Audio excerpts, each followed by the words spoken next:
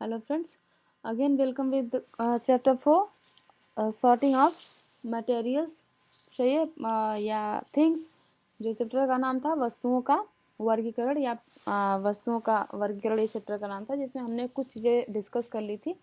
तो उसको आप फर्स्ट वीडियो में देख सकते हैं।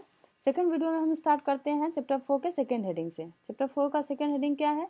चैप्टर 4 का सेकंड हेडिंग है कि पदार्थों का गुण। सही है, पदार्थों का गुण। चैप्टर 4 का सेकंड हेडिंग की बात कर रहे हैं। अब पदार्थों के गुण से देखो क्या कहना चाहता है। मैंने आपको याद होगा कि पीछे वाले वीडियो में मैंने कहा था कि क्यों हम जब ग्लास बनाते हैं तो वो कपड़े का क्यों नहीं बनाते। समझ रहे हैं कि नहीं? क्यों जब हम तवा बनाते हैं तो वो लोहे का क्यों बनाते हैं? क्यों हम तवा को लकड़ी का क्यों नहीं बना सकते? क्यों हम तवा को प्लास्टिक का क्यों नहीं बना सकते? ऐसा क्या है कि हम लोहे का तवा बना रहे हैं, एल्युमिनियम का तवा बना रहे हैं, तांबे का तवा बना रहे हैं। अब तुम्हारे पास सोना है तो सोने का तवा बनाओ, लेकिन आप प्लास्टिक का तवा नहीं बना सकते। क्यों नहीं बना सकते? ऐसा क्या है? तो आप देखोगे कि यहाँ पे हमको जानना पड़ेगा कि किस प्रकार के पदार्थ की कौन कौन से गुण हैं और उस गुण के आधार पे हम उसका क्या प्रयोग कर सकते हैं। आप मनमानी नहीं कर सकते, समझ, इस बात को समझो। आप ये नहीं कर सकते नहीं मैं कपड़े का ही ग्लास बनाऊंगा, ये मूर्खता है। समझ रहे हैं कि नहीं? यहाँ पे ये अध्ययन माने रखता है, ये तो विज्ञान है कि हर एक वस्तु का, हर एक पदार्थ का अपना गुण होता है। उस गुण के आधार पे मनुष्य उसका उपयोग करता है। अब उस गुण को जानने के लिए एक्सपेरिमेंट पे एक्सपेरिमेंट उसको करना पड़ता है। बात समझ में आई कि नहीं आई? तो इसलिए इस चैप्टर में आपको दिया है पदार्थों का गुण। आप अपने आसपास जो पदार्थ पाए जा रहे हैं कम से कम उसके गुण के बारे में सामान्य रूप से तो जानो। ऐसा नहीं है कि जब आप भगोना रखे हो और भगोने को उतारने चल दिया आप प्लास्टिक से पकड़ के, भगोना जल रहा है, प्लास्टिक उसी में चिपक गया, तुम भी जल गए। समझ रहे हैं कि नहीं? तो बेसिक चीजें आप जानो। चलो, properties of materials. Properties of materials यानी पदार्थों के गुण। क्या आपने कभी यह जानने का प्रयास किया है कि गिलास कपड़े का क्यों नहीं बनता? देखो मैंने अभी बोला था अध्याय 3 में कपड़े के टुकड़े के साथ जो प्रयोग हमने किया था उसे याद कीजिए और यह ध्यान रखिए कि हम गिलास का उपयोग सामान्यतः द्रवों को रखने के लिए करते हैं। अब दो चीजें यहाँ पे ध्यान रखना है। एक तो कपड़े के बारे में कि कपड़ा का क्या एक्सपेरिमेंट जो आपने पिछले चैप्टर में किया था उसको। दूसरा कि गिलास का यूज हम क्यों करते हैं। अब देखो बड़ा ध्यान से देखो, जो आप वस्त्र बनाए थे, वस्त्र बनाने के लिए आप फाइबर लिए थे, फाइबर यानी तंतु। अब उस तंतु को आपने पिरोया था तो क्या बनाया था? थ्रेड बनाया था। समझ रहे हैं? और फिर थ्रेड को आपस में एक दूसरे से फंसा के या बुन करके आपने क्या बनाया था? वस्त्र बनाया था। अब ये देख रहे हो आप थ्रेड को बुन रहे हैं फिर भी इसके बीच में स्पेस रह जा रहा है। अब इसमें आप पानी डालोगे तो ये छन जाएगा ना। देखो अब यहाँ पे देखो, ये ग्लास का पानी ली है, कपड़े का पोटली बना के उसमें डाल लिया, नीचे से पानी पूरा गिर रहा है, क्योंकि कपड़े की बुनावट तो ये होती है। तो हमको ऐसा पदार्थ चाहिए जिसका हम जो सीट में कन्वर्ट करें तो वो सतत हो, कंटिन्यू हो, उसमें बीच में होल ना हो, मतलब कि वो ऐसे पूरा एकदम भरा हो, थोड़ा सा भी स्पेस ना हो। समझ रहे हैं? हमको इस प्रकार के पदार्थ चाहिए। अब मूर्खता है हमारा। प्लास्टिक में ये गुण होता है इसलिए हम ग्लास प्लास्टिक का बना सकते हैं, लेकिन हम कपड़े में तो नहीं बना सकते। आप देख रहे हो यहाँ पे जगह नहीं है, ये पूरा सीट ऐसा होना चाहिए। इसलिए अब यदि हम कपड़े का गिलास बनाएं तो क्या हमारा यह कार्य काफी हास्यास्पद नहीं होगा? बिल्कुल होगा, हम तो खूब हंसेंगे। गिलास बनाने के लिए हमें कांच, प्लास्टिक, धातु अथवा कोई ऐसा, देखो कांच का बना सकते हो, प्लास्टिक का बना सकते हो, धातु का बना सकते हो, अथवा कुछ ऐसे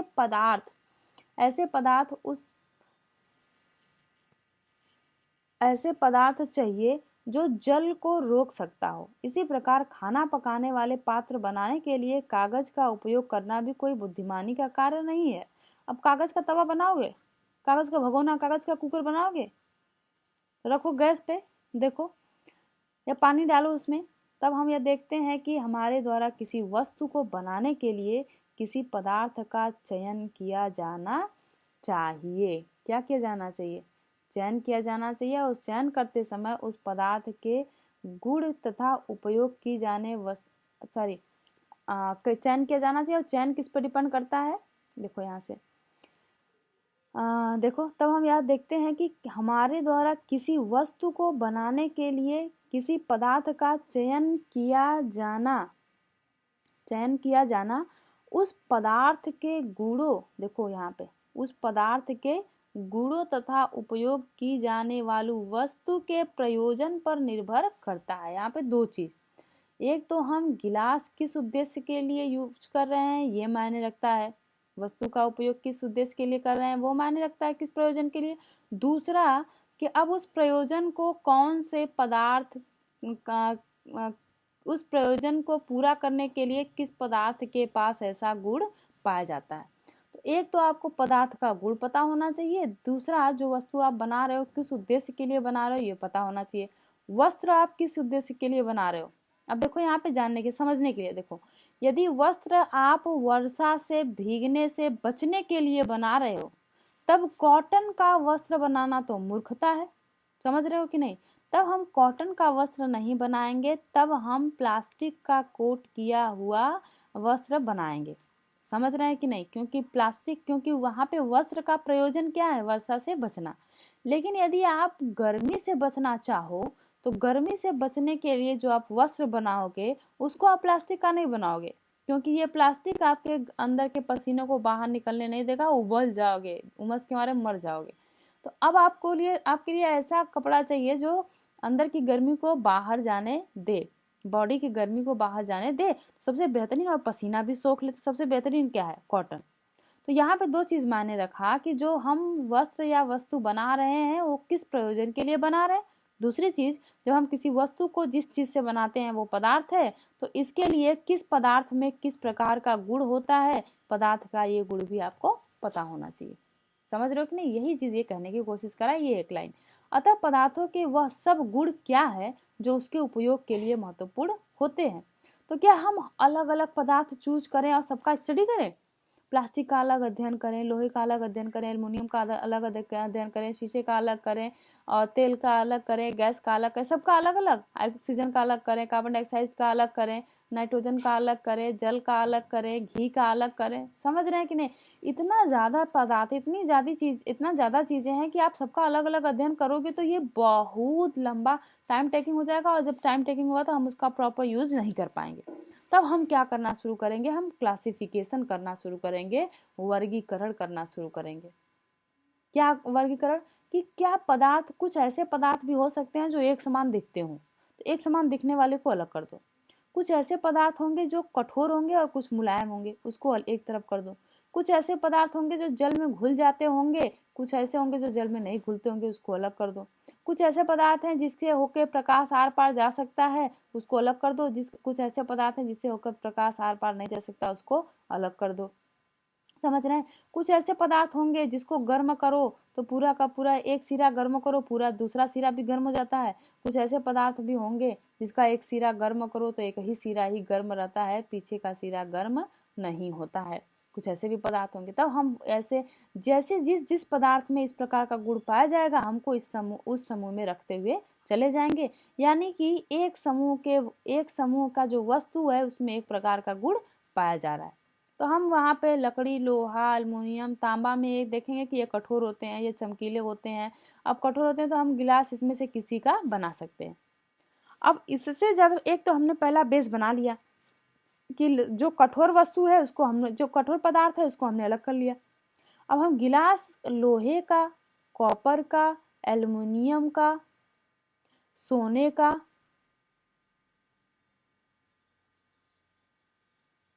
सिल्वर का, चांदी का, किसी का बना सकते हैं। अब पहले तो हमने ये काम कर लिया। अब और जब हमको टाइम मिला और हम और परफेक्शनिज्म की तरफ जाएंगे तो हम देखेंगे कि हम इसमें से किसका बनाएंगे, या तो सोने का बनाएंगे या तो चांदी का बनाएंगे। तब हम इस ग्रुप पे अध्ययन करना शुरू करेंगे कि ऐसा क्यों है कि हम इनका नहीं बनाना चाहेंगे। यदि हमारे पास ये धातु अवेलेबल है तो हम इस धातु का बनाएं। लेकिन पहले तो आप बेसिक क्लासिफिकेशन करोगे।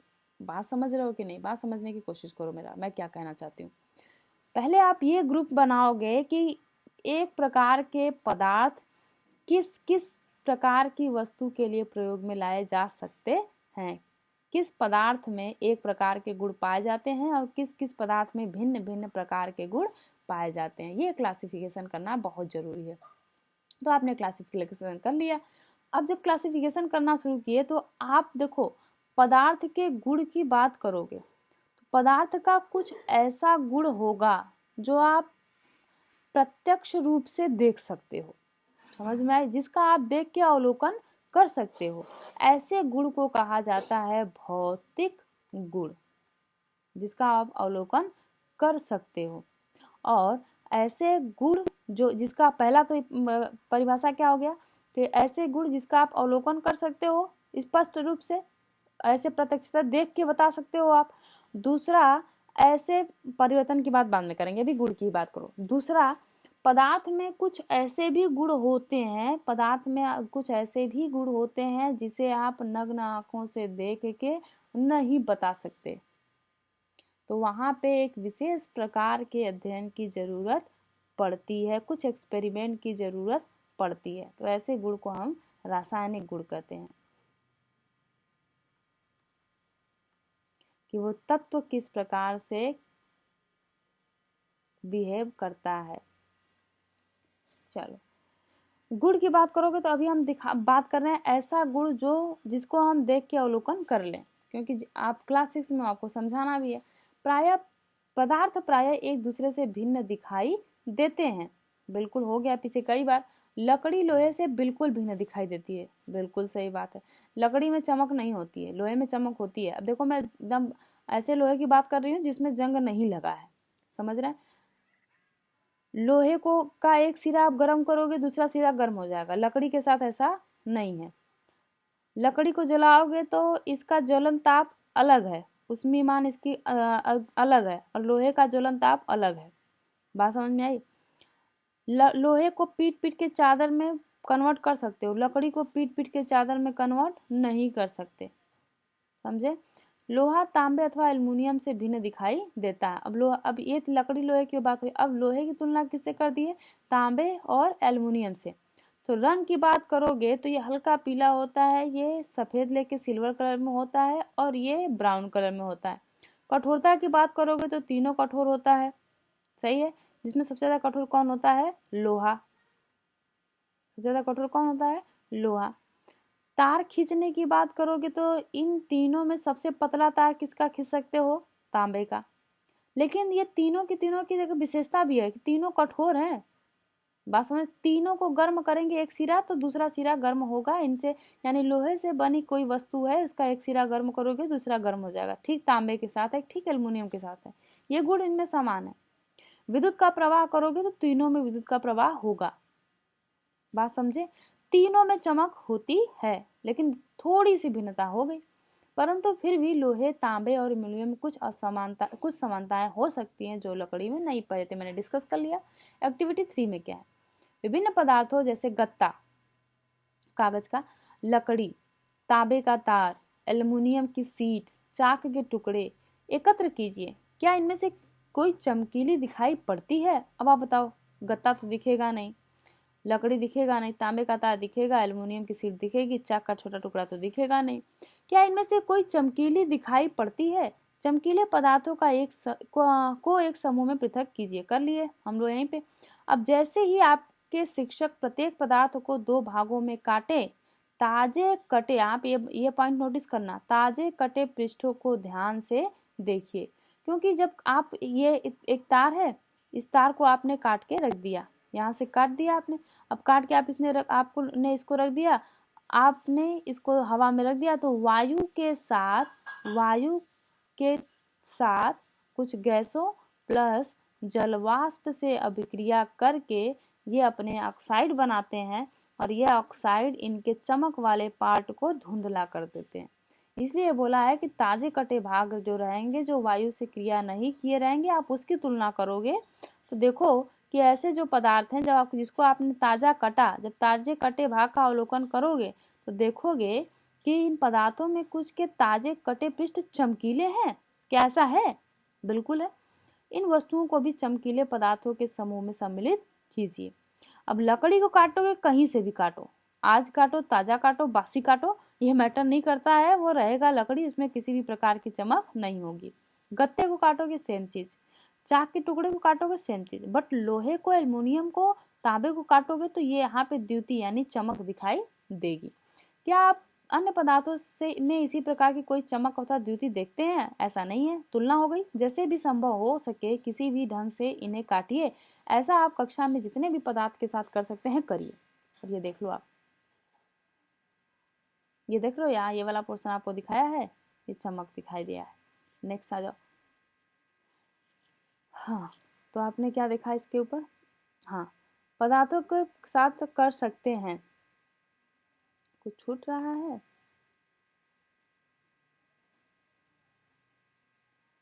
कर सकते हैं, अच्छा, जितने पदार्थों के साथ आप ऐसा कर सकते हैं कीजिए।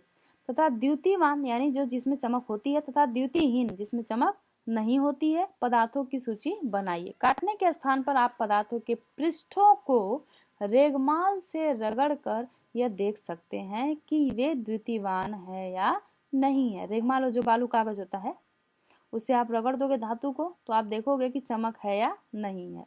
आगे, पदार्थ जिनमें इस प्रकार की द्युति होती है वे प्रायः धातु होते हैं। अब देखो, एक गुण है किसका?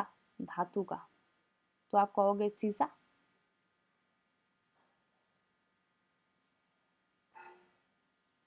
पदार्थ जिसमें इस प्रकार का भी द्युति होती है, इस प्रकार की द्युति यानी चमक होती है, वे धातु कहलाते हैं। तो धातु का एक गुण क्या होता है? उसमें क्या होती है? द्युति या चमक होती है।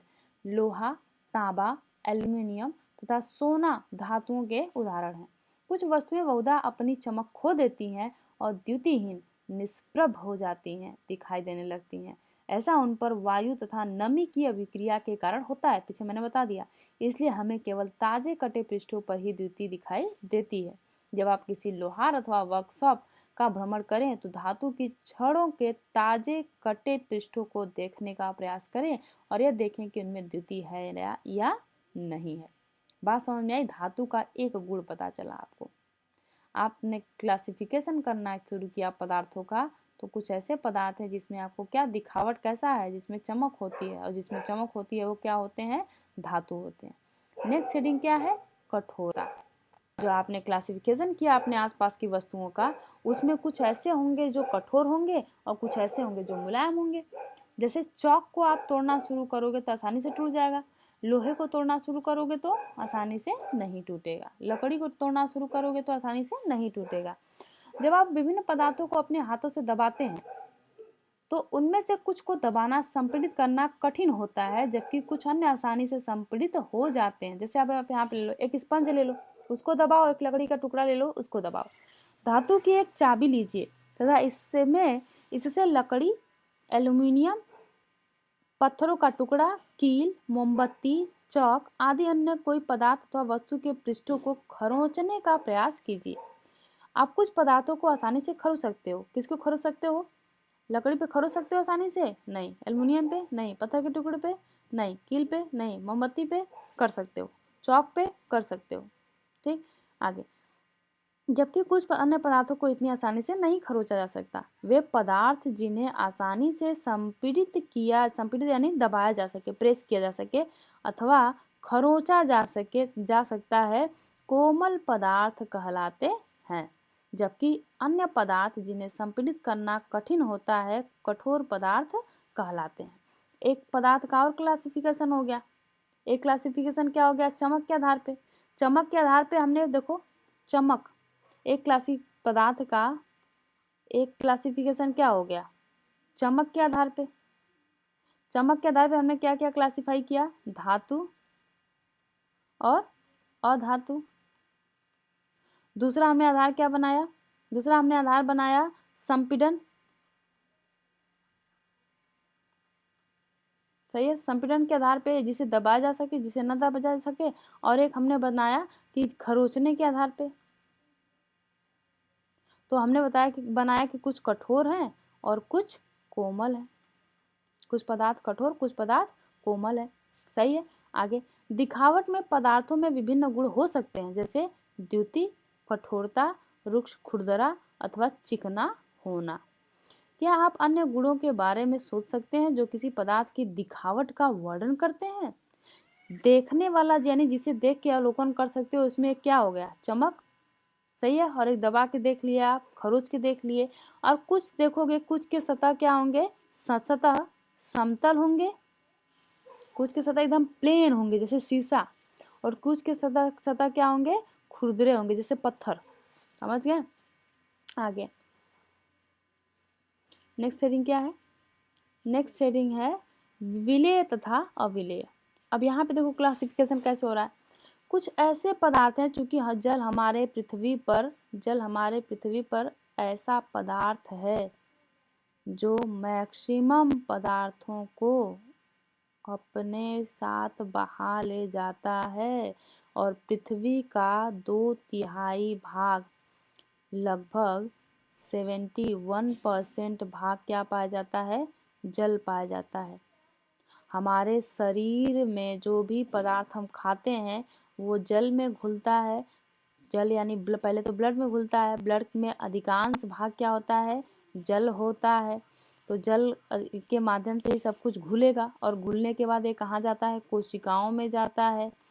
और जल ही हमारे शरीर का ताप भी मेंटेन करता है, जल ही विषैले पदार्थ को निकालता ही है, जल से हम आग को बुझाते हैं, भोजन भी हम जल में पकाते हैं, समझ रहे हैं। तो जल जो है वो मैक्सिमम पदार्थों को अपने साथ घोल लेता है। बात समझ में आई। और कुछ ऐसे पदार्थ होंगे जो जल में घुलेंगे, वही मैक्सिमम का मतलब सबको नहीं, कुछ ऐसे होंगे जिसे वो जल में घोल लेता है और कुछ ऐसे होंगे जिसे जल में जो अपने में नहीं घोलता। अब चूंकि जल पृथ्वी पे अधिकांश मात्रा में है, जल मनुष्य के जीवन से लेकर चट्टान के, वायुमंडल के सबके संगठन में महत्वपूर्ण रोल अदा करता है। इसलिए हम एक आधार मान लिए कि कौन सी वस्तु जल में विलेय है और कौन सी वस्तु जल में अविलेय है। तो जो पदार्थ जल में विलेय होगा और जो पदार्थ जल में न घुले, जो जल में घुल जाए वो विलेय होगा, जो जल में न घुले वो अविलेय होगा। बात समझ में आई। तो अब नेक्स्ट जो डिस्कशन है हम यहाँ से स्टार्ट करते हैं, विलेय अथवा अविलेय किसमें, जल में।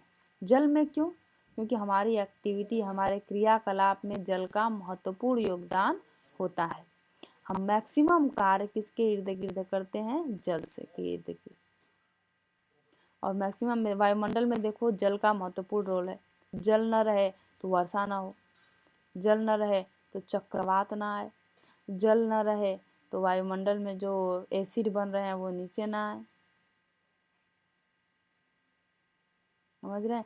जल न रहे तो पौधे ना उगे, जल न रहे तो हमको पोषण ना मिले, पोषक पदार्थ घुलना भी तो चाहिए। तो इसलिए हम जल को ही आधार मानते हैं। हम ये नहीं कहेंगे कि वसा में घुलनशील पदार्थ, कहेंगे, लेकिन बृहद पैमाने पर हम क्या करते हैं, किसको लेते हैं, जल को लेते हैं। इसलिए हमारा नेक्स्ट हेडिंग क्या रहेगा, एक्टिविटी 4 एंड विलेय अथवा अविलेय। ओके, तब तक के लिए धन्यवाद, फिर मिलेंगे, सी यू, बाय बाय।